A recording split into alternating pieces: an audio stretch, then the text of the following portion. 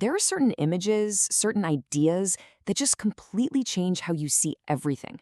Today, we're diving into one of the most powerful of them all, the pale blue dot, a perspective brought to us by the one and only Carl Sagan. So let's get into it.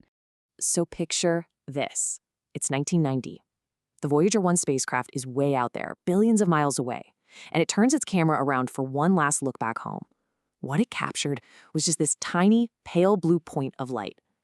It's from this almost unimaginable distance that Carl Sagan asks us, no, urges us, to look again at that dot. Because you see, that tiny dot, well, that's here. That's home. That's us. It's almost impossible to wrap your head around. But in that single pixel is, well, everything. Everyone we've ever known. It's a view that really does change everything. Just take a second and really let that sink in. On that tiny speck of dust, just kind of floating in the vastness of space, is everyone you love, everyone you know, everyone you've ever even heard of, every single human being who ever lived out their entire life right there. It's just so humbling, isn't it? That one little dot holds the sum total of all our joy and all our suffering. It's the birthplace of thousands of confident religions, competing ideologies, and economic doctrines, all the things people have argued and fought over for centuries. And Sagan just paints this incredible picture of the human story packed into that tiny point of light. You've got every hunter and forager, every hero and coward, and the list just keeps going, right? It covers the full range of who we are. Every creator and destroyer of civilization, every king and every peasant, every young couple in love, every mother and father, every hopeful kid, inventor, explorer, every teacher, every corrupt politician. Every superstar, every so-called supreme leader, every saint, and every sinner in the entire history of our species, every single one of them, they all lived there, on a mote of dust, suspended in a sunbeam. I mean, wow. That single phrase, it just completely reframes our entire existence, doesn't it? So what does this wild perspective actually tell us about ourselves? Well, for one thing, it shows that the Earth, our home, is a really, really small stage in a massive cosmic arena. And yet, my goodness, the dramas we've played out here. I mean, just think of the rivers of blood spilled by all those generals and emperors, all so that they could, in their moment of glory and triumph, become the temporary masters of just a fraction of a dot. And think about the endless cruelties that the people from one corner of this pixel have inflicted on the people from some other corner, who you can't even distinguish from that distance. How frequent our misunderstandings have been, how eager we've been to kill one another, how passionate our hatreds. And seeing things this way, it does something really important. It challenges all our posturing, our imagined self-importance. It basically forces us to face this grand delusion that we're somehow the center of everything. Sagan puts it perfectly.